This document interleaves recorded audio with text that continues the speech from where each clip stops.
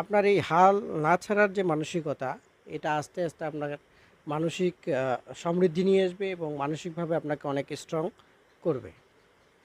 এরপর যে বিষয়টা আপনার গুরুত্ব দেওয়া দরকার সেটা হচ্ছে আপনি কোনো কাজেই ভয় পাবেন না। যদি আপনি কোনো কাজে ভয় পান তাহলে কিন্তু আপনার মানসিক অবস্থা নাজুক, এটা বোঝা যায়। কিন্তু যখনই আপনি কোনো কাজে ভয় পাবেন না, আপনার সামর্থ্য অনুযায়ী আপনি চেষ্টা করবেন, তখন কিন্তু আপনি কিন্তু মানসিকভাবে অনেক স্ট্রং হবেন। আবার সাইড বাই সাইড আপনি এমন কোনো কাজে হাত দেবেন না যে কাজে আপনার কোনো নিয়ন্ত্রণ নেই। আপনি যদি আপনার যে এমন কোনো কাজে আপনি নিয়ন্ত্রণ নাই, এমন কাজে যদি আপনি হাত দেন, তাহলে কিন্তু আপনার মানসিক অবস্থা অনেক ভেঙে পড়তে পারে এবং আপনি মানসিকভাবে দুর্বল হয়ে পড়তে পারেন। এজন্য আপনাকে